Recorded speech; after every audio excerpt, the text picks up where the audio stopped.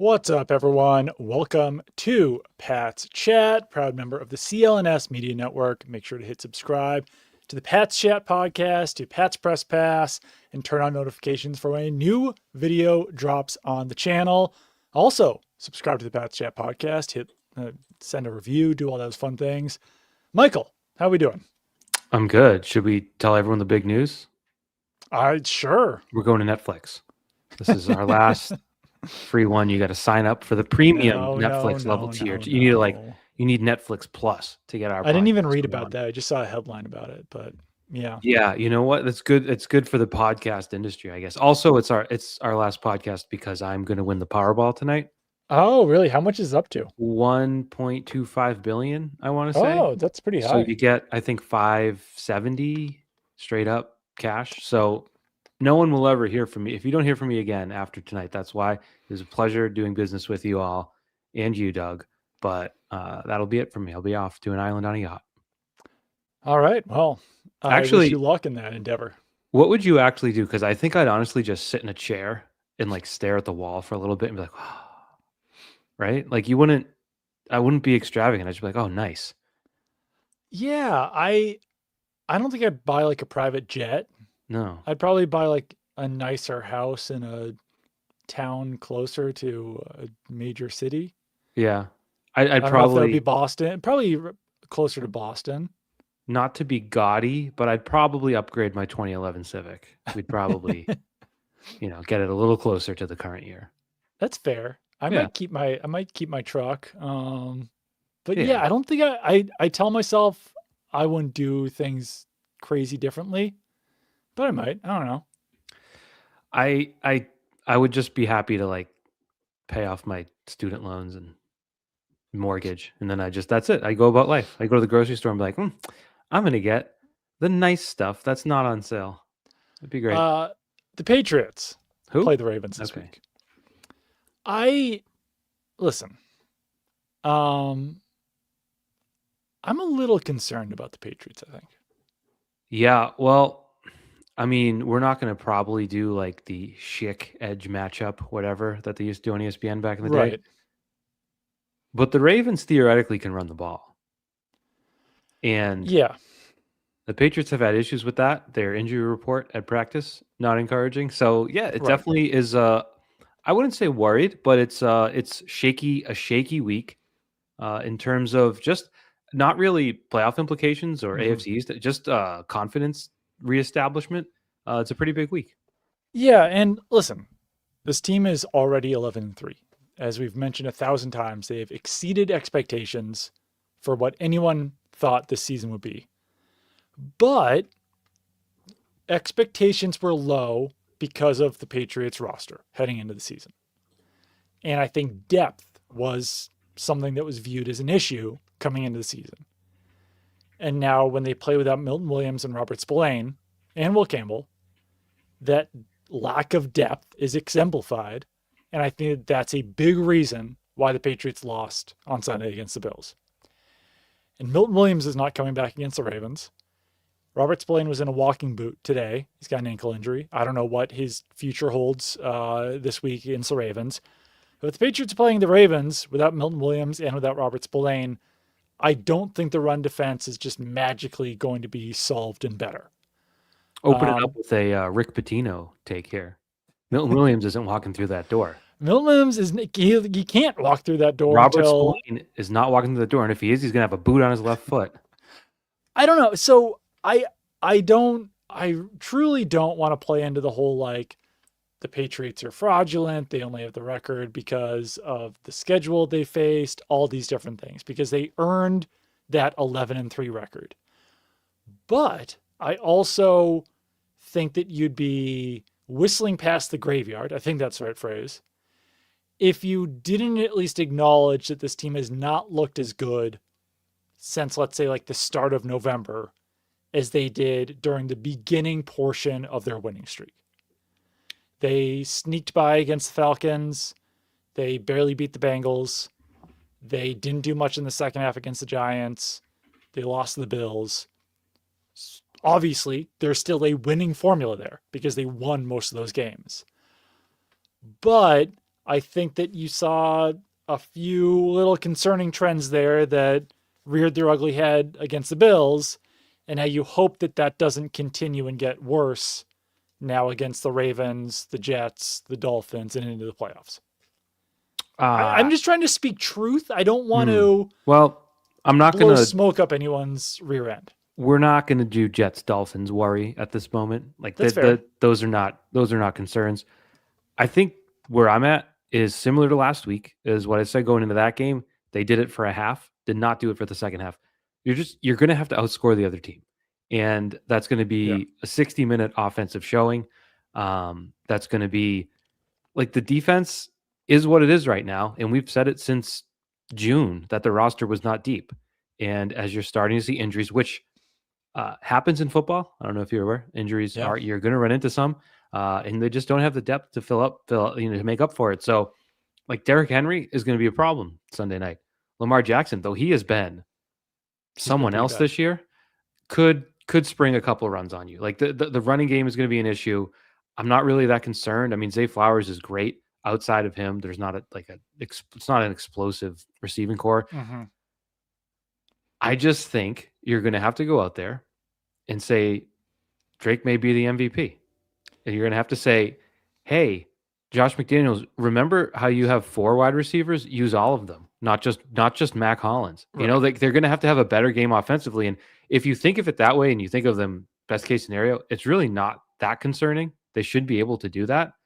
But given what just happened 3 days ago, I'm not good at math. You have to at least be concerned that it could sort of snowball. Yeah, I think the second half trends that we've seen from the Patriots offense, I don't know how you explain them. I think some of it is that Josh McDaniels just gets a little bit more conservative. But in the second half of games since the beginning of November, Drake May has 1 passing touchdown, 3 interceptions.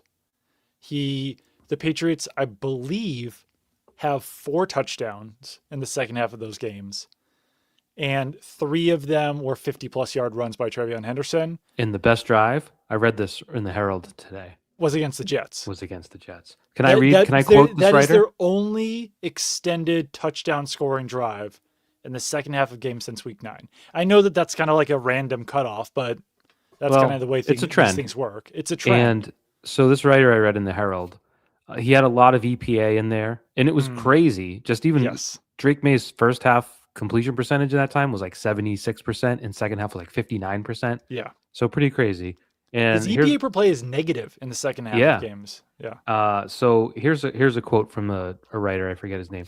The most concerning game was obviously against the Bills, but the Patriots have scored just 4 touchdowns in the second halves of games since week 9, and 3 of those were those long touchdown runs from Henderson.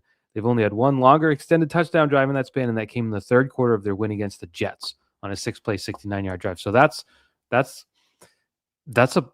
a bigger issue than I guess I realized. It was anecdotal until Doug Kyed of the Herald sort of took a magnifying glass to it. So it's a real issue.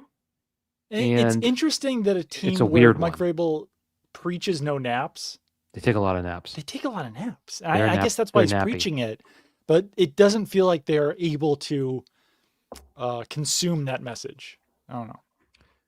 Yeah, no, a lot of sleepy time tea Yeah. in the Patriots locker room. So it's a weird thing Honk shoe. because if you look and you say, oh, they're weak at left guard, or they're weak at receiver, or they're weak but they're doing so well in the first half. Right. Nothing really changes in the side. Like the concept, I think by this point everyone knows there's no such thing really as a halftime adjustment.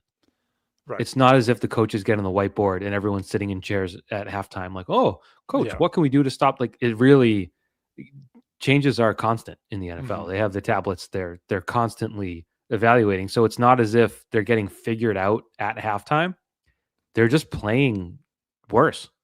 Yeah. For various reasons. So I don't it's a weird one to talk about because how do you identify it and really get deeper than that? It's hard to. And we have a question here from Jeff Dockett, who asks, why are we freaking out that we lost by 4 to a great team? I just think that's who we are, that our offense can score, and we hope the defense can make a play. Listen, I wasn't freaking out on Sunday. I'm not sure if I'm freaking out even at this point, but if you were to freak out, it's the manner in which they lost. And where I, you I have a 21 nothing lead and then you lose by 4. You basically lost. I don't know. Like it's that makes it feel worse. It has to. yeah, it's also got a little loud there. The Buffalo Bills in 2025 are not a great team. They're not. Right. Like They Josh Allen got is great. Like Jeff made a good point. Josh Allen played like an MVP, Josh and Allen's great. Drake May played like an MVP in the first half, and he didn't in the second half. And maybe that's just the difference. Maybe Drake May takes snap. But like once again, I'm not trying to freak out. I don't think I am freaking out. But Yeah. the manner in which the Patriots tried to put together those Well, fourth quarter comebacks also was ugly yeah. outside of the Trevion Henderson run. And I don't know. I think maybe I'm just thinking too much of this is the same team that lost the Raiders. It's the same team that lost the Steelers. And I don't believe that 10-game winning streak was a fluke. But when the team is so Jekyll and Hyde, where in one half they'll look like a team that can put together a 10-game winning streak and beat the Bills, and the other half they look like a team that can loose the Raiders and turn the ball over 5 times against the Steelers, that's where you do get a little bit concerned. I would answer that question thusly, in that at halftime, I provided some football commentary that Sean McDermott was coaching that game as if he was facing the 2023 or 2024 Patriots, and he was just waiting for them to lose it because he was punting on the plus side of the 50 twice. He didn't challenge the Keyshawn Booty catch. He was just really passive with the way he was coaching, as if to say like, "Oh, just wait him out and they'll lose it." Right. Yeah. And I thought that was such a foolish way to go about it because these Patriots, I thought, and they had shown that they were different. So to lose after that, I thought was jarring. And that's why you have the reaction. And that's why you sort of have, this isn't a Sunday at 1 buried on the slate game. This is a Sunday night game. Yeah. Everyone's watching. You used it. So I'm going to quote you. You threw the F word out. You mentioned fraud somewhere. You said you don't think they're frauds, but you still brought the F word out. Like that's coming out if they lose on Sunday Night Football when Cam Newton comes on First Take. I'll check his schedule when that is. And, people got their fangs out. Yeah. And so that's what the Patriots test is this week is, to your point, are you that team that won 10 in a row, or are you the one that blew a very winnable game with stakes in December? Right. Like this stuff all matters.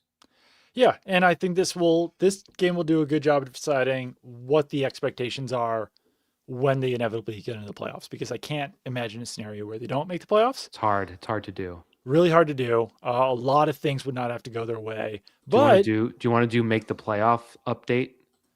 They make the playoffs with a win or tie. But miss the playoff update. Like what it would take to miss the playoffs. I think they'd obviously have to lose out. So 11-6. And then there's a bunch of teams that could get there. Yeah, the Colts would have to win out to finish 11-6, and then whatever the tiebreakers are. And Houston would have to keep winning. Yes. I think the Colts and Texans would basically have to win out, right?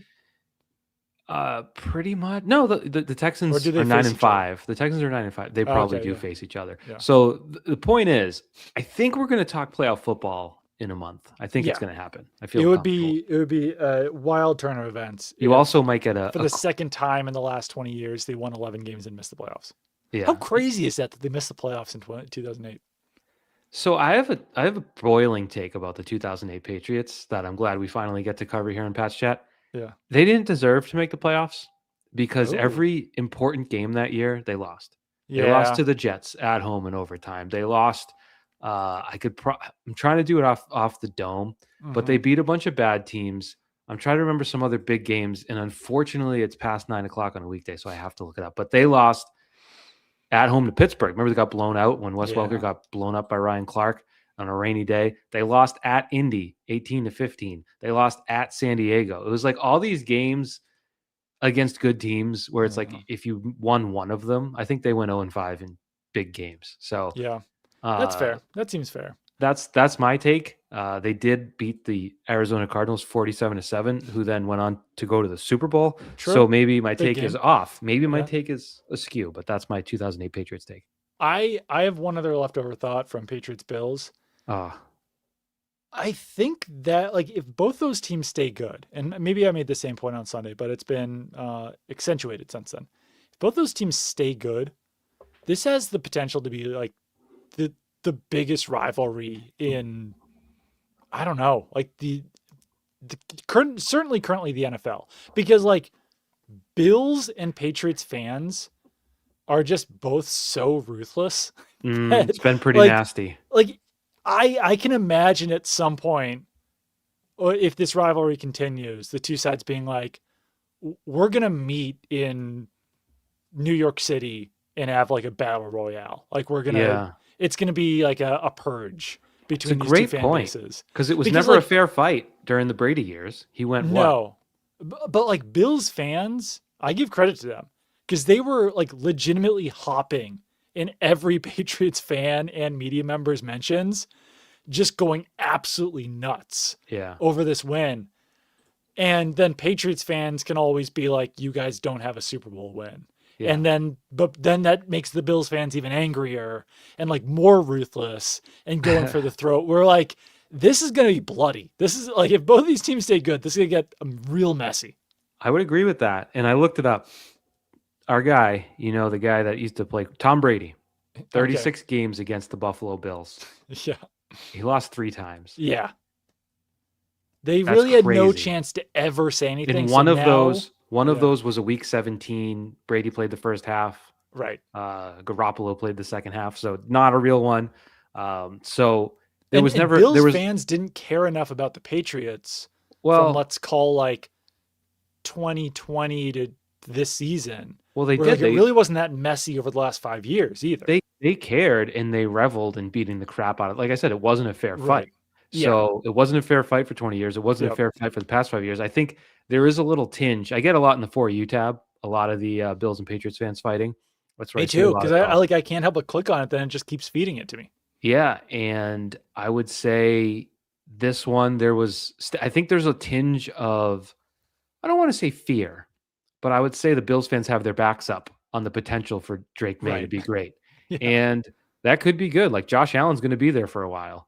Yeah. Drake May theoretically is going to be there for a while. Like this could be a 10-year rivalry. I like this. I like the concept. I will say I might close the social media tab a little more often if that's the case, because it's a bit messy. It really gets a little messy. I think I would agree with that. I somehow got involved with it briefly. Oh yeah, on did you throw Monday down? and had to delete some tweets and move on with my life. Really?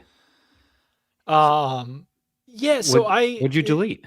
So there was a Bills radio guy who like came out like real strong about the comments that Vrabel made on EEI about like how he just wants officiating to be even, basically. I thought Vrabel handled that perfectly from my perspective. Bills fans did not think so. I'm sure. And Bills media didn't either. And they were like going nuts over it. And I quote tweeted the guy to just be like, hey, like I don't think I said this exactly, but basically like, as a journalist, I kind of like when people are just open and honest and don't give cliches, which is what Vrabel does. And I appreciate him for that. And I don't ever really want to criticize someone for not giving cliches if they're handling it the right way. And then he responded, and then a fan responded to his tweet calling me, I think, a Patriots fan who was crying, which like, I never would have seen that. There was a Bills fan responding to him. Then he mentioned me and then responded to be like, every game has calls go both ways, blah, blah, blah, blah, blah, blah, blah. Like things that as a logical human being I know. So then I tweeted back at him. I said, why did you tweet this to me? And then I had like 15 Bills fans being like, why are you so rude? Blah, blah, blah. Like, why? And I was like, Jesus Christ. Yeah. I like truly just wanted to know why he decided to at me and then give his little monologue about how every game is evenly officiated. Yeah. I would say this. There needs to be sort of a separate room for people that can talk about officiating, which is a huge part of sports. Right. Like adults. And then everyone that's just like, you're crying. It's like, nope. Yeah. It's an important discussion about the game because they play a pretty significant factor. It is an annoyance, I would say, but until we get that separate room, it's just you got to deal with it. Yeah. So I didn't even like, all I said basically was just like, I don't know. I kind of like when coaches are open and honest. Well, I would add this, Doug. I And then had I got accused of crying and well, being a Patriots homer. I don't know. clearly, like there will So be I didn't want to deal with it anymore. So I deleted the "Why did you tweet this at me?" tweet. there will be a play like say someone will trip someone blatantly, Right. and you'll tweet it out and be like, they Yeah. missed a trip here. Like you're crying, not Yeah. crying. Just a missed call is being identified. I would say this though. I had in my notes. I had very few notes for this podcast, but one thought I had in the past few days was that a Bills Patriots AFC Championship game would be marvelous. I don't know if it's possible with the playoff seeding. Probably not. If you just I mean, it's like I'm sure it could be figured out, but yeah, the way that the season's expected to go might be tough. just because you have like the AFC East winner is going to be the 2 seed most likely, and the Right. wild card is going to be 5, 6, or 7. Like maybe Right. it's not worth. I guess. All right, I'll do it. Let's do it out. Ready? Let's say the Broncos get the 1 seed, right? Okay. They're in. So the Patriots play Houston. Let's say the Patriots win. Buffalo gets Jacksonville in the divisional round. No, in the wild card round. So no, they would need Buffalo to, or the AFC East wild card would have to get the 5 seed. So then you play the AFC North winner in the wild card round, and then you play like Denver in the divisional round. Yeah. And then the Patriots. Yeah. So unlikely, but that would be a picture of that because you have on one hand a Bills franchise that just wants to win a damn Super Bowl. Yeah. And it's like the last year of their stadium. The Patriots Yeah. had that, you might recall. That would be the drama of the Patriots standing in their way. Like I thought back in 2020, it would have been great if the Bills finally made the Super Bowl and then Brady beat them in the Super Bowl. That would have just been like the meanest thing of all time. This would be a fair fight. I don't know. I wouldn't pick a winner. It would be great theater. It would be great theater. Yeah, if these two teams played again, I think the Bills would have to be favored based on the way that second half goes. Someone asked me a question in the mailbag. Who do you think Vrabel would rather play in the playoffs, the Texans or the Bills? I think you got to go with the Texans, even though the defense is so good, just because like the Bills have already shown their ability to beat you. Whereas, and like obviously you can beat the Bills too, but I might be totally off on this, but Sunday's Bills win felt more decisive than the Week 5 Patriots win. It's just so hard when the first half was so dumb. I know. It was a total laugher. Yeah. And then it was a total collapse. So I guess you could make that point. I just think it's Houston because you talk about whistling past the graveyard. Everyone's just hyping up the Texans, and their defense is awesome, and they've won some big games. Yeah. Their offense doesn't do a whole lot for me. Right. Yeah. The strategy seems to be chuck it deep. Maybe Nico Collins will get it. And other than that, hope the defense can get you good field position and you can grind it out. Like they're lacking whatever Stroud had 2 seasons ago. He's yet to sort of recapture that. And they're just, I don't know. Nick Caley's there, right? Like he seems to be really figuring it out, to put it nicely. So I think that's the playoff matchup you'd want in your building. I agree. Yeah.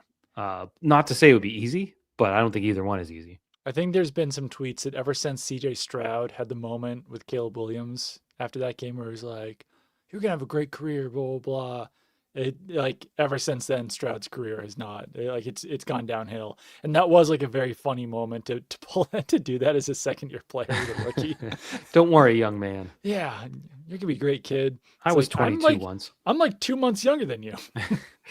Yeah, it's a tough offense to watch. It's a grind. So Yeah. I think that's the game you want, and then hope your offense does enough. But we're a little bit away from that. We'll do that during like Jets week. How about that?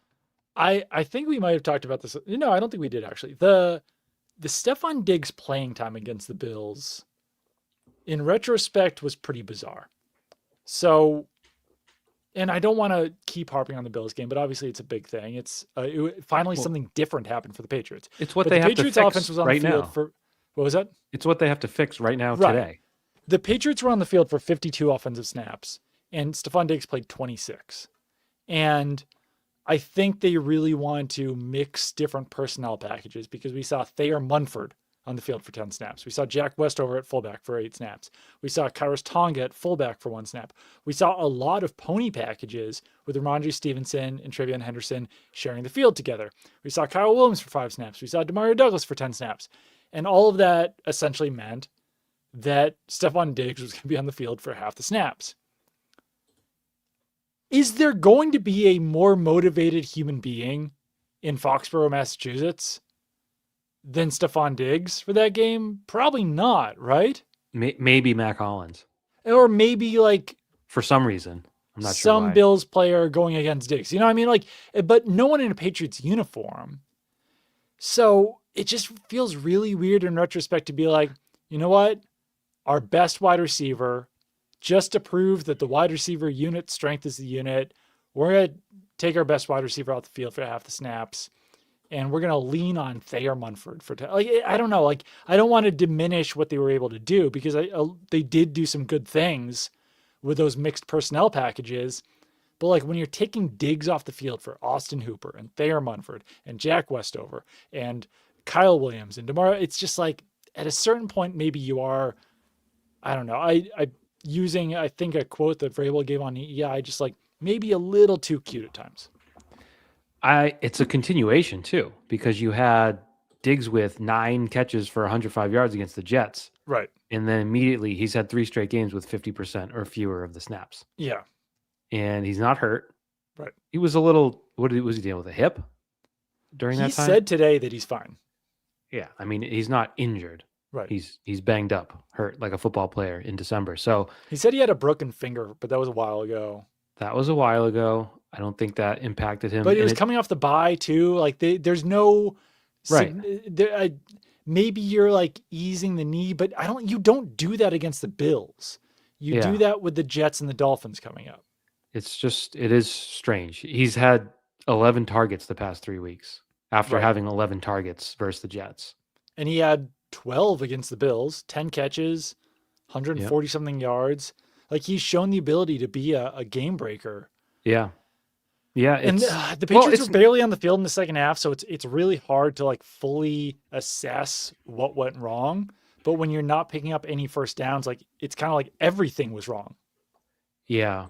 I would expand it to not just Diggs. I just think we talked about it Sunday, so we don't need to completely harp on it, but it's like you didn't throw to wide receivers in a football game in the NFL. It's crazy. Yeah, Demario Douglas didn't do anything. I think Mac Hollins had 8 targets. Hollins had a bunch of targets. Booty had the 1. Yeah. And it's just nonsensical to play any game. Even if you're up, passing is running now. You know? Yeah. A pass is not a risky trick play. Especially with May at quarterback, yeah. Yeah, the most accurate quarterback in the league. A 7-yard slant is not a risky play. It's part of it should be part of that. So I'd expand it beyond Diggs for Sunday. That part of it just smelled. Mm-hmm.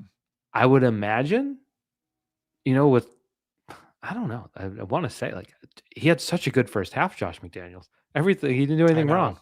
I know. So I don't know. They need to square it away, and it's a weird thing to talk about and identify because you're like, you did it, and then you just stop doing it. And I think as a whole, McDaniels has been great this season. But it's also worth mentioning that the Patriots scored 1 touchdown in the second half, and it was a play that was going absolutely nowhere to the right side that Travion Henderson, on his complete own accord, decided to do a 180, run the other way for 65 yards. So even the big play, even the big touchdown, even their only successful play in that half was a broken play. The play did not work. Mm-hmm. Travion Henderson made the play work by running the other way. Mm-hmm. Yeah. So I don't know. And you had some gotta have it's where you didn't have it. Did you see the comments from Tom Curran yesterday on WEI? I saw people tweeting about them. I didn't actually see the comments themselves. So I think he was. I guess I shouldn't. Yeah, I guess I shouldn't paraphrase if I don't know the exact quote, because then what I'm saying might get taken out of context and then get my friend Tom Curran in trouble. So I'm going to try. So Jones and Keefe tweeted, "We asked Tommy Kern if there could be a real decision on who the offensive coordinator will be next season, and his answer was, I don't know." Um, if I need that's the the tone. I case, need the if that's tone. the case, I think it's crazy. Josh McDaniels has done more than enough to be the offensive coordinator next year. You don't want Drake May to have 3 offensive coordinators in 3 years. Drake May has developed so well under Josh McDaniels that even as bad as the next 3 games could go, I don't think there's really any world in which there's a better option for Drake May next year. Yeah, I would agree. I think there's I said this before and it sounds naive. I don't think McDaniels is in the mindset to be chasing head coaching jobs right now. No, no. Maybe and maybe that's naive, but I also don't think Right. teams will be pursuing him for No. that, no matter how good the season Yeah. has been.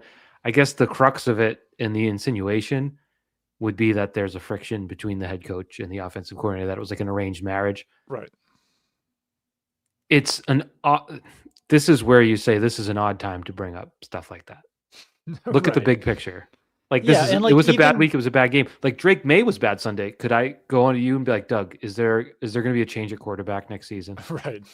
I think like even if it was an arranged marriage, I think we're kind of insulting Mike Vrabel if the inference is that like he would still be grasping onto it was an arranged marriage. I got to get out of this. Like he would have the wherewithal to be like, this is working. Why would we make this? Why would I change this? You know?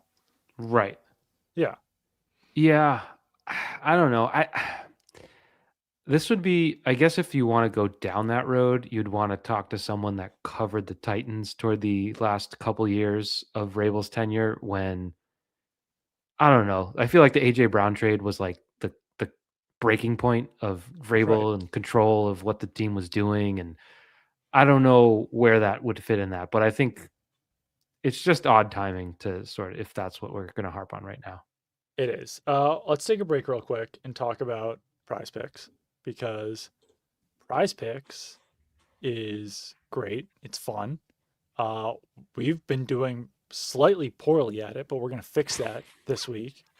But this episode is brought to you by Prize Picks. It's the holiday season, the best time of year for sports. It's true.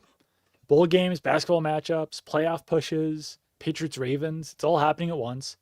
Well, you and I are out here making decisions every day what gifts to buy, what to eat, which game to watch. There's one place where it feels good to be right, and that is Prize Picks. I would say one of the biggest decisions I have to make in my life is Mm. when to stop buying presents for Mm. people, Yeah. especially my daughter. But that's always a tough one. But on Prize Picks, let's pull up the Patriots Ravens matchup and make some picks that will win us prizes. Yeah. Does that sound good? That sounds about right. We are very good at Um, this, despite what you said. Derrick Henry, more or less than 78 and a half rushing yards. I gotta like the more than. I mean, that's how we started this podcast. There's some Yep. questions about their ability to stop the run right now. That Yeah. seems to be what the Ravens are going to lean on. So I'd say more than. So Lamar Jackson is 31 and a half and Keaton Mitchell is 22 and a half. Do you like either one of those as well? Oh, 31 and a half. Yeah. Let's check his game log. He hasn't He's run only much gone this over year. that once in the past month and a half. I'll take the less than. I He might just doesn't not touch it. I might not touch it. he doesn't look like the spry young MVP that he used to look like. That's fair. He looks weird. Do you feel strongly about any Patriots players in this game? I just feel like they're in a point you'd want to say Henderson's hot. I know. He might get 11 carries for 21 yards next week. I know. I know. So I'm not sure how that works out. I'd like to get into maybe do we have total punting yards? That's where I would like to. Big I don't fan. know. We've got sacks. I'm not feeling very strongly about I any of don't the know sacks. what sense do you get where they're going to lean this week offensively? I kind of feel like this is a week where you almost have to lean on Diggs. I got a different one. I got a different thought. What's yours? I just feel like this offense, when it's been at its best, Kayshon Boutte's been a driver. That is true. It's been a So, minute. so Booty's 33.5. Yeah. You're That's one taking play more? for him. Yeah. That is true. That's one catch. All right. So this is two. This is two picks. Okay. Can we screw It's this up? $20 to win 60. I think we gotta reset. Go with two picks. I'm hitting submit. I like this. We're going with Derrick Henry and Kayshon Boutte. Did we check the weather? I haven't. I probably should for myself since I'm going there. Yeah, I'll check right now because if you watch Monday Night Football, the weather in the Mid Atlantic can be, well, Pittsburgh's not the Mid Atlantic, but let's see. I So just got stuck in. Baltimore. Oh, it's gonna be warm. It's gonna be 49 on Sunday. Nice. Kickoff, it'll be cooler. It'll be 30, but be That's not nice. bad. Yeah, I've got 51 on AccuWeather. So I don't know if I already said this, but I'm flying to Baltimore at 11:40 on Sunday. Oh, that's so fun. That's so exciting. I know. That's like you're gonna be like revving. Are you even going to the hotel? Or are you going straight to the stadium? I don't know how the layout Depends of on if my Baltimore's. flight's on time. Like it lands at 1:15, so I'll probably go to the hotel and Yeah. then go to the stadium. Oh man, what if you're delayed? There's gonna be like some thumping in the chest. That's It's awesome. gonna be. I'm gonna be playing Run Run Rudolph, running through the airport, People don't do that enough. or People in don't, Home Alone.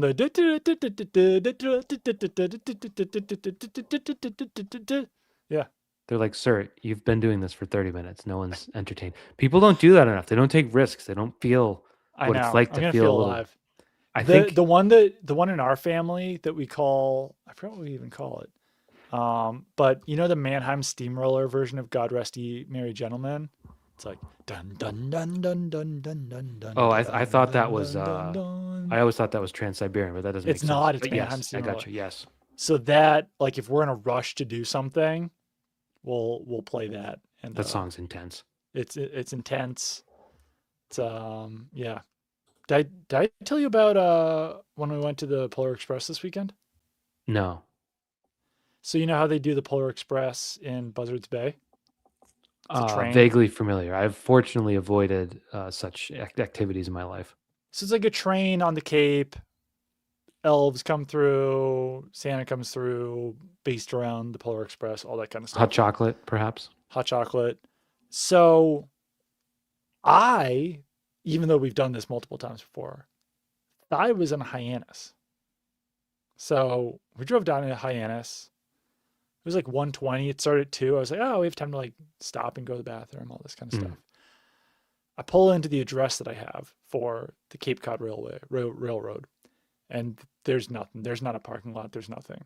And I said to Jen, my wife, I was like, what's the address? And she's like, it's 7 Main Street, Buzzards Bay. Buzzards Bay. Buzzards Bay is about 40 minutes from Hyannis.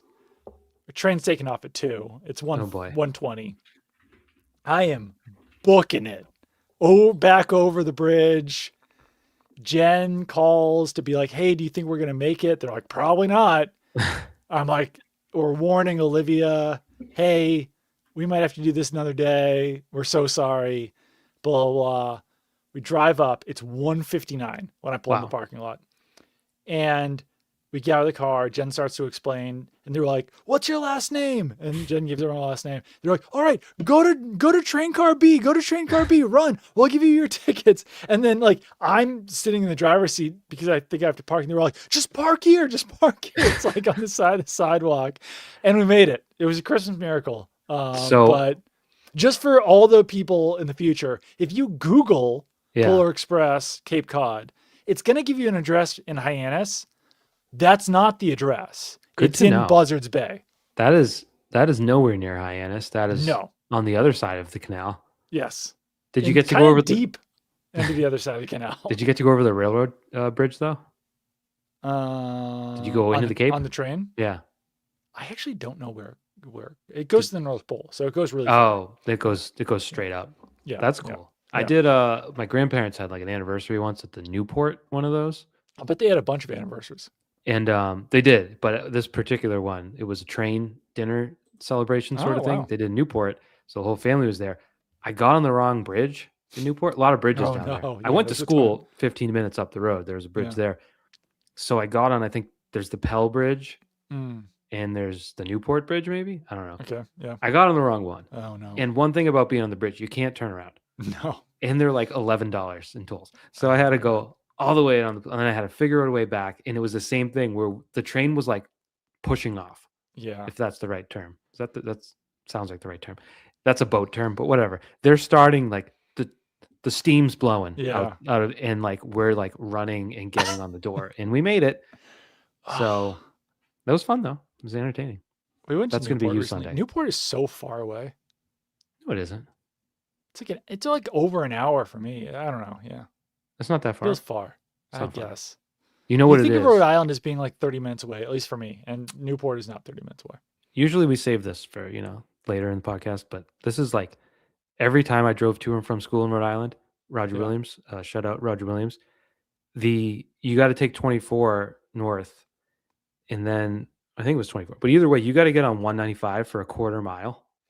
So you're getting on a highway. You got to get 4 lanes over in a quarter mile to stay brutal. on the highway that you were on. Yeah. And it's just the most dangerous, idiotic design. You could even you wouldn't even conceive of that. You're like, well, you can't do that. Let's build an underpass or an overpass. Yeah. Let's build something other than get on 195 for a quarter mile and go 4 lanes to your left. You'll be fine. I also contend that Rhode Island drivers are the worst in the country. No offense to all my Rhode Island listeners. I've probably said this before. They do this thing in Rhode Island where they'll come up from the right, from behind you, and then just like veer in front of you to pass you on the highway. It's just like, I don't know that you're there. I cannot predict your movements. You have to get in front of me and then merge over. You can't do it from behind. You know what?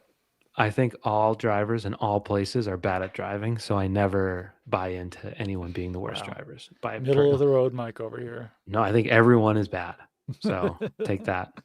All right, so back to the Patriots. We'll get into our other driving gripes in the future, but yeah, I just, maybe I'm overreacting to Week 15, but I do think there are some concerns about this team this season. I think that it brings everyone a little bit back down to earth, which, as I mentioned last week's show, probably a good thing, because otherwise, if they've beaten the Bills 48-14, everyone's going to be talking about Super Bowl or bust. Can I ask you about that, though? Yeah. Because as I was combing through our podcast and posting it on our various channels, when you say it might be a good thing that they lost, you meant that in terms of outside expectations not getting inflated. Like, it's not good for them. Like, no loss is good. No loss is good, but I do also think that they might have gotten too big of heads if they did. You think they did? I think they could have. Okay. So I think that if you destroy the Bills, you might just kind of feel untouchable at that point. What if you destroy the Bills and then have a letdown against the Ravens? It's probably better. Well, in the long term, yes, because then you win the division and then have the letdown. Yeah, you can sort of write it off as a week off. I have a question for you about the injury report. Yes. We're still in year one. I've said this before. We're still in year one of the Mike Vrabel. It's tough, yeah. So how much of that is Vrabel and staff managing players, and how much of it is, that guy might not play? Because the list includes Carlton Davis, Christian Ellis, Marcus Jones, Harold Landry, Robert Spillane, and Christian Barmore, who's not injury related. But the 5 guys there, when you already have Milton Williams out, it's like, well, should you even go to Baltimore? So I don't want anyone to think that this is reporting. This is just purely me going off vibes on this one. So please don't take me out of context. Doesn't feel like a big concern for Harold Landry. This happened last week. He played anyway. I'm waiting to see on Marcus Jones and Carlton Davis, but those, since they both finished the game, feels like, not any sort of reporting whatsoever, feels like it could be like veteran rest, but we will find out more on Thursday and Friday. It would be weird for veteran rest to come after a game after a bye week. I think. Sure, but it's late in the season. Yeah. So I'm holding out the possibility that those are veteran rest. Landry, we've already seen it.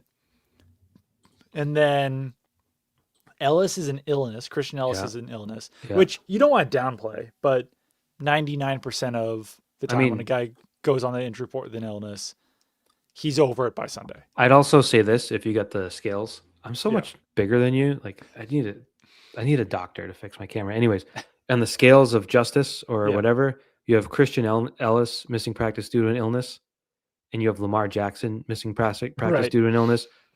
I think the balance is tipped in Baltimore's disadvantage on that one. Can we maybe it'll come out after his career's over, but like, what's the deal with Lamar Jackson's immune system? Yeah, a lot of illness. I Doesn't don't it know. feel like every year he misses practices due to illnesses? Yeah, one time he pooped during the game. It was a whole That's thing. that's what Remember? they think. Yeah. I mean, he is like feels like he's barely practicing at all this year. Yeah, What a I haven't. weird down season for him. Really weird. Just doesn't look like the same guy. And Right. he's not old. What is he? No. 28? 29? He's not old, but I think that if you're on the smaller side like Lamar Jackson is, and if you are such a good athlete and you play a bunch of football games, you're bound to get a little bit more beat up. I'm certainly not saying that the Lamar Jackson era is over in Baltimore by any means, but like Doesn't look good right now. He's that was 28. that's the concern when you do have a smaller guy who runs a ton and so much of his value. I mean, he's not. I shouldn't say that. Like he's a much better passer than the mobile quarterbacks of the past. He threw 41 touchdowns last year. Yeah, like he's not this. I don't mean to criticize Cam Newton, but like Cam Newton was never the same type of passer as Lamar Oh, Jackson was. yeah. And we weren't really super tuned into it. It was a pretty big story nationally. There's a good case that he deserved the MVP last year over Josh Allen. Right. Yes. That's how good of a season he had last year. So Yeah. it's just jarring to see just Yeah.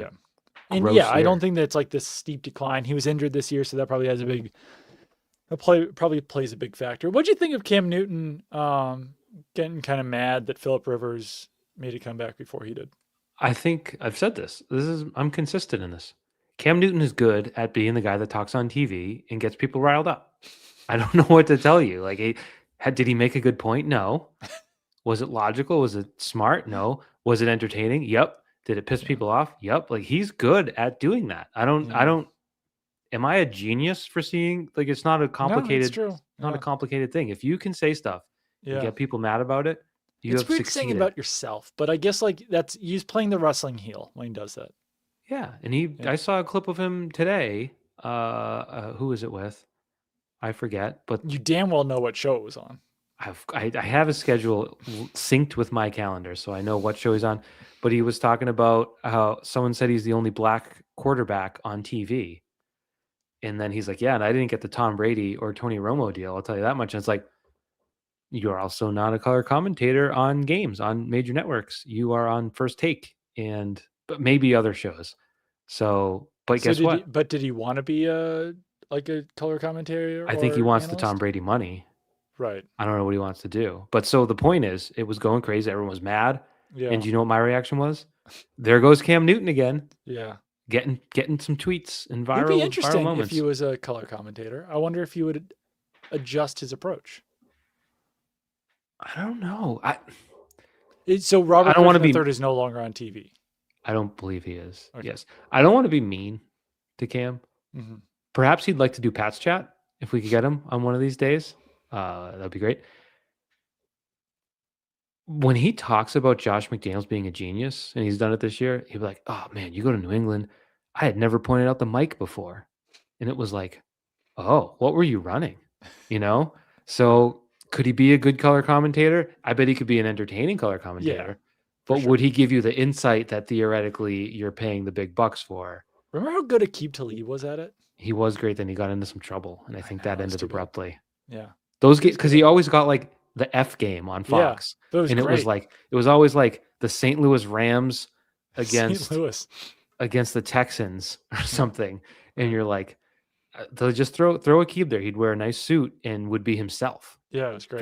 Very awesome. Odd for someone to be able to pull that off. Very rare, I should say. Do you think Brady's gotten better? I do, because interesting. I've watched a lot of those Yeah. 4 o'clock windows. He seems to be having more fun. Hmm. Whereas last year he was like, I got to be perfect. I got to do this and that. And he was just Yeah. kind of boring and lame. I have a nuclear take. I do, just on Brady real quick. I do wish that he would finish a sentence because he just always keeps talking like this and then he never finishes with a period.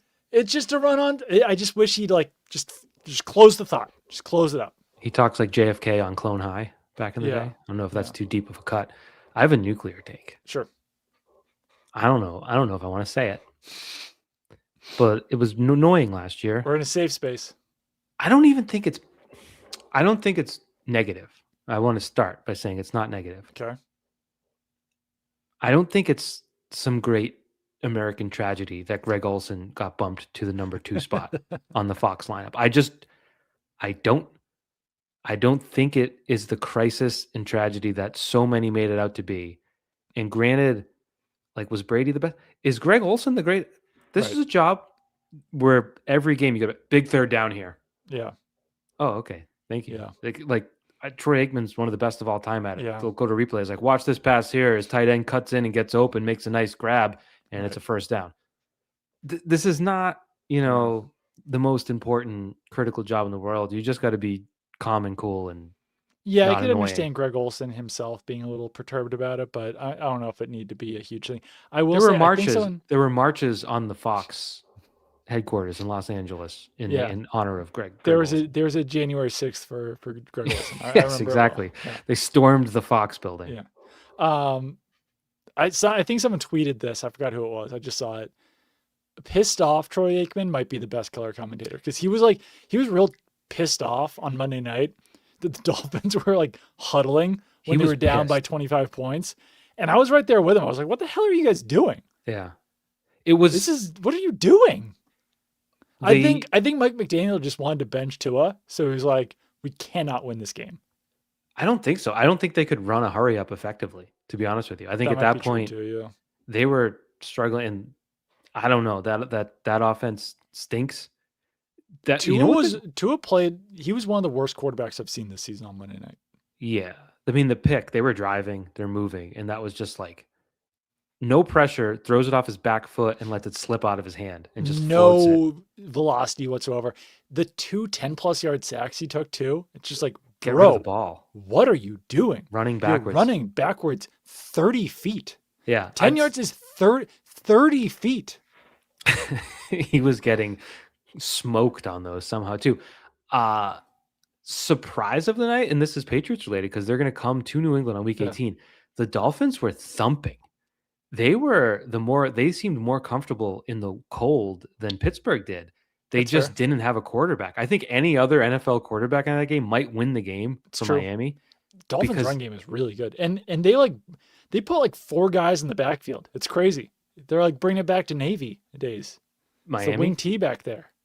Well, when you don't have a quarterback, but just the way that defense was hitting, I'm trying to think of some there was just some thumps. I think it was Bradley Chubb might have had a big one. Chop Robinson chopped a guy in half. Yeah, who had the personal foul, which Troy Aikman was pissed about. That was Jordan Brooks. Yeah, which I saw it happen. I'm like, wow, I can't believe they didn't throw a flag. That's always a flag. And then they eventually threw a flag, and Troy Aikman's like, well, that's ridiculous. And I'm like, it's okay to feel that way, but it is the rule. You can't flex and stand over and stare down at someone. Also somewhat Patriots related because they're probably going to make the playoffs. Aaron Rodgers can barely play quarterback at this point. He was actually pretty good in that game, but I think his average depth of target was 3 yards. Yeah, he doesn't look good, and he took a third down sack where it's just like, man, his body is not able to do the things that are necessary to win. His brain still can. The 12-man on the field play was great. The quick pass to Pat Freiermuth, but beyond that. Yeah. So spin zone ahead of time. You lose this week. The Jacksonville Jaguars tie you. Maybe you want the 3 seed so you can play the Steelers. However, you are incidentally helping the Ravens catch the Steelers if you lose this week. But you might be better off in that 3 seed. But then, you're playing with fire. Yeah, but Pittsburgh in the wild card round would be a nice gift. It would, as long as you don't turn the ball over 5 times. Yeah, 4, you're fine. They really would have been fine with 4. They would have won with 4. It was just like literally one too many turnovers. But yeah, I don't know. There's a weird thing, Patriots wise, that also came up Sunday. Mm-hmm. And this dates back to multiple head coaches and multiple regimes and multiple quarterbacks and all that. And maybe it's silly to compare them, but they lose a lot at home. Yeah. Yeah. They're It is 6-0 weird. on the road this year. Road Warriors. And they've lost a lot of games. And it's hard when you Crowd go was 4. fired up on Sunday too. Yeah, it was a good crowd. It was a good game. And then they pooped it away. So I don't know. It's hard to compare it, I guess, to some 4-13 teams. Yeah. They lose a Yeah. lot, but Yeah. I Because don't I know. was doing the Joe Murray show before I came on, and he was like, "Why are they? Why is their losing? Why is their record so bad over the last few years in December and January?" And it's a good point, but it's also like, well, those teams were just so bad. So yeah, Yeah, I would say late in the Belichick era, it started to get weird because it was always like after Thanksgiving for 20 years, they were a 950 winning percentage or right, whatever, yeah, and it really dipped. But you had a multitude of factors as he got worse with the roster. The quarterback play was bad. It's hard. It is hard to sort of find trends, but I don't know. The home thing, yeah, as you look ahead to the playoffs, like you theoretically would want the 1 seed, even though it's a 10% chance of happening right now. right, I don't know. I don't yeah. know. Being on the Do you? road, not the worst thing for the Patriots, I think. Yeah, Yeah. you got 2 I, in a row at home and on the road. See how they do against Baltimore and the Jets. I don't think we really touched on it Sunday, but like the juxtaposition of the Broncos being home underdogs against a good NFC team and the Yeah, Patriots being underdogs at home against a good AFC team and the Broncos sort of, I would say, exclamation pointing their win. It's yeah. going to be, I feel like they have the Jaguars this week, so they have another Okay. big test. So I I don't know. still Maybe don't it flips fully, this week. I still don't fully buy the Broncos. Do you? I don't like their quarterback, but I I know. really like most everything else about them. Offensive weapons, not too, not going to keep you up at night. Well, I know Dobbins has been hurt. Harvey's been good. Cortland Sutton. Yeah, the receivers I not don't know. terrifying. Yeah, the off. Just feels like you could keep up with that team despite the defense. I guess so. You just Sean Payton's a like the good coach. coaching. You like the Yeah, coaching. It's yeah. a factor. And the And Knicks, I experience. mean, who knows? If Knicks continues winning, then like maybe you get into a situation where he can win me over. But right now, I'm not fully won over by Bo Nix. Nor am I. Yeah, But that'll be a good pregame. As you rush to the airport, you can get the Broncos, it's true. Jaguars. The slate of games this week is rough. Should we warn the Good, people? good. You will not be missing out as you Yeah, I won't travel. miss out much. Because I looked at it and I was like, should I take my kids skiing Sunday? That's how bad Wow. the slate is. This is what's going to be on TV in New England. Buffalo at Cleveland at 1:00, and then Pittsburgh at Detroit, which is like okay. And then It's fine. Fox in New England, you'll get Jacksonville at Denver, which is Yeah, that's okay. that's pretty decent. Yeah. Fox's 5 games are Chargers at Cowboys, buh. Vikings at Giants, buh. Yeah. Bucks at Panthers, surprisingly competitive, not that bad. Jags at Broncos, and then Falcons at Cardinals. So Interesting. Steelers Lions is a CBS game, right? yeah, that's on pretty much everywhere except Jacksonville, Houston, Las Vegas, and Indianapolis. Yeah, so that game, so Steelers Lions, Jags Broncos, and then Oh, I always like to do this. Chargers Cowboys, Bucks Panthers. Yeah. And then yeah. Oh, so we've got wait. Oh yeah, we've got Uh, Thursday game and 2 Saturday games. Yeah. oh, the Saturdays. That's why it's so bad. I got excited because I like to look at the 506 maps, and you can see why games are randomly in cities. It'll be Right. like because the quarterback In played like college there. Wyoming and the Bills, yeah. So the whole country gets Steelers, Lions, except for the other game, which is Vegas and Houston. So that's Mhm. most of Texas. But then there's 2 other cities. I'm like, why is it Indy and Jacksonville? And it's just because Houston is in the AFC South, and so Oh yeah. that's too That's bad for interesting. them. I'm sure they would prefer to watch another game. Saturday at 5, Eagles Commanders. I don't know if that Tough. one's gonna really push the ratings, but Rams Seahawks on Thursday is a stellar game. and then Packers Bears on Saturday. Drake May still second in MVP odds. Yeah. It feels like it would take a little bit for him to win at this point, but if he can string together 3 wins in a row to finish off the season, maybe he still has a chance. Yeah. Something because I'm not totally won over by Stafford or Allen, but feels like that's dipping down a little bit. Travion Henderson, offensive rookie of the year, trending upwards. Yeah. On the Stafford thing, like not to be, I don't know what the word, like not to be a dick, not to be an idiot. He's gonna throw 44 touchdowns. Like he's gonna win the MVP. Right. I don't think like you could make 10 different cases for EPA or whatever Yeah. passer rating. He's Right. gonna throw 40 some odd Yeah. touchdowns for a high profile. Like they're playing tomorrow night. Yeah, on Thursday night. Yeah. It's in Seattle, so there's gonna be some challenges. They won't have Devontae Adams, which is crazy because I That think is kinda crazy. he has all 40 of those touchdowns this year. But A big fantasy guy now, so you know that. oh no, every time I watch the No. Rams, Devontae Adams catches a touchdown. Doesn't he have like 16 touchdowns? Did I make that up? That seems high. All right, 13? I don't know. Well, now I have to look it up, Doug. Devontae Adams, who has a Taco Bell in his house. I thought he had like 14. 10. His 14. 14 Wow. touchdowns. You That's win. crazy. Which brings me to my next mid to late aughts Patriots take. Yeah. And this is a crazy, crazy thing. That Randy Moss set the single season touchdown record with 23 touchdowns in 2007. And since then, we've seen an explosion in passing. We saw a year when Stafford and someone else threw for 5,000 yards. Yeah.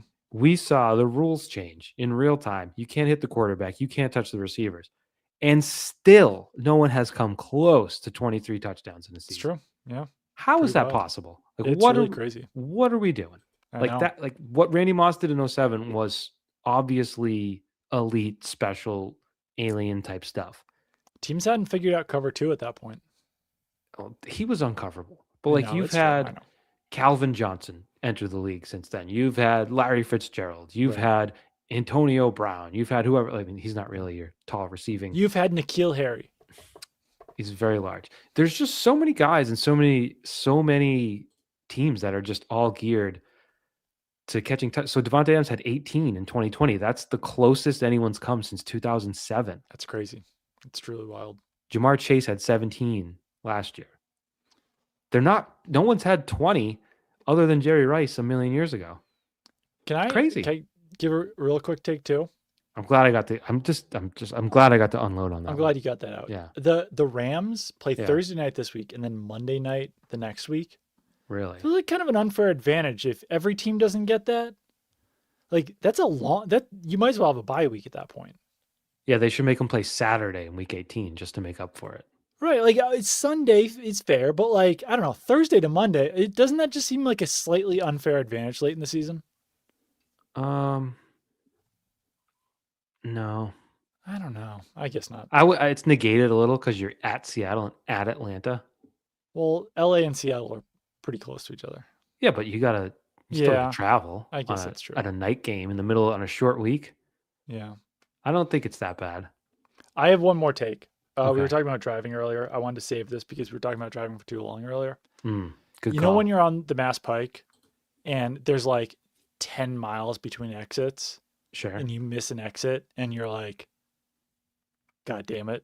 Well, not me. I don't miss exits, but sure. There should be an idiot button to press where like midway through, it's just like, you can do a U-turn here. Just take you up and around. You can do the U-turn. When it's that long in between exits that missing it's going to add like 30 minutes to your commute. Yeah. There's got to be an idiot button to press because I've done it before. That happened to me in Maine. I think it was in Wells. It happened to you on the bridge. There should have been an idiot button on the bridge. I deserved that. There should be no bailout for the bridge thing. Like this was also like pre-GPS on your phone. Like you had to look it up on MapQuest beforehand. So I thought I knew what I was doing, but obviously it was a little off. I did it in Maine once, getting on. I call it Interstate 95 personally, not the Maine Turnpike. However, I call I-90 the Mass Pike because I'm from Mass. Yeah. But I got on the Maine Turnpike and it was a long time ago. You had to pay the toll to get on. Accidentally got on north, and I think it was like next exit like 17 miles, like from wherever. It completely wrecks your entire day. Yeah, I lost a half hour there just Yeah. driving up. I had to pay the toll twice, and you're just Right. you feel I feel it, but I also feel like I deserved it and learned a lesson when I did that.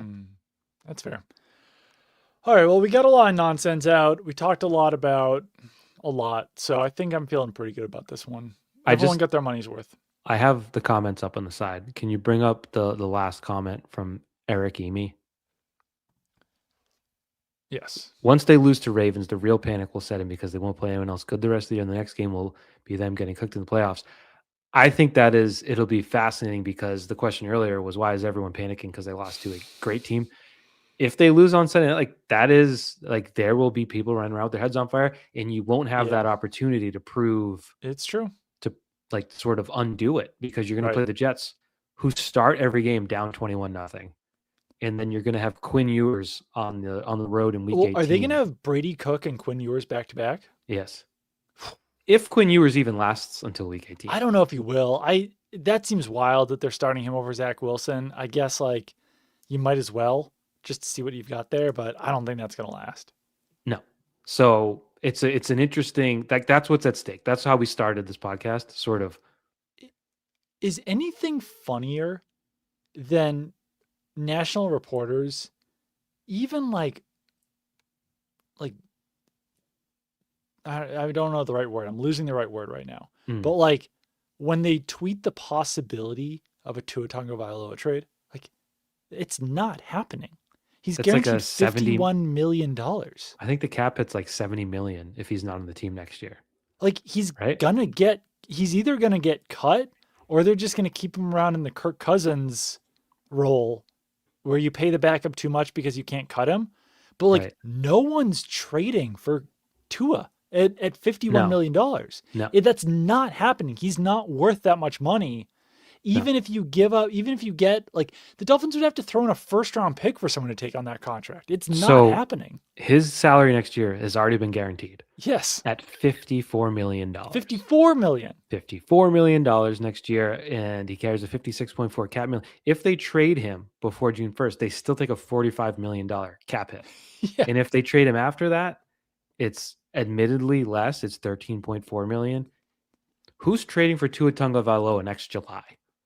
No one. Like no one. That contract was bad news. And yeah, well, I was talking about this on I did the Bill Barnwell podcast this week, and you're a busy man. I am too busy. Bryce Young is going to be a very fascinating case study where like when Bryce Young's contract comes up, he's probably not going to be worth $60 million. So can the Panthers convince him that he's only a $33 million quarterback? Or will his agent be like, no, I can't let you sign that because then that's going to reflect poorly on me. So then does he just become a free agent? Do they franchise him? Like you can't sign a physically limited quarterback to a $50, $60 million contract at this point because of what happened to Tua. Right. So I don't know. It'll be fascinating. We get to have these conversations next year. Yeah. We get to plot it out. But Tua signed a 4-year contract extension worth $212 million with a potential upside of $221 million. And it's gone about as poorly as possible. Yeah. Because now you're in that no man's land where, I don't know. Maybe one thing, Mendoza or something. He does play in Miami. He does 8 games a year there, unless they give up one to play in Europe. But you get the idea. One thing is if you want to win when it matters, you're probably going to have to play a cold game. I know. It's probably going to be cold when you're playing. Like even if you play in Tennessee right now, it's pretty cold. Yeah. Everywhere but Miami and indoors is going to be cold. So at a certain point, you should probably realize you need a quarterback that can win when it's chilly out. Yeah. I thought about the Steelers as being an option for Tua once he gets cut, but I don't think you can do that. It's too cold. Chargers, they got their quarterback. Ram, maybe he could be a Stafford backup for a year and then maybe get a job. Reclamation. Yeah. No one's trading for Tua. It's just antithetical to how teams run their business. Yeah. they're not looking for a guy making money, even as in any role. They're looking No. for a rookie. This is a long way of saying I think Mac Jones is probably get traded for too much this offseason. The Dolphins might convince themselves about Mac Jones. The Steelers could. He's Some a team out there might trade for Mac Jones. he's a valuable backup. He is. I'd call him a quadruple A type quarterback It's fair. because you'd watch him be effective in those Niners games, but two things stood out.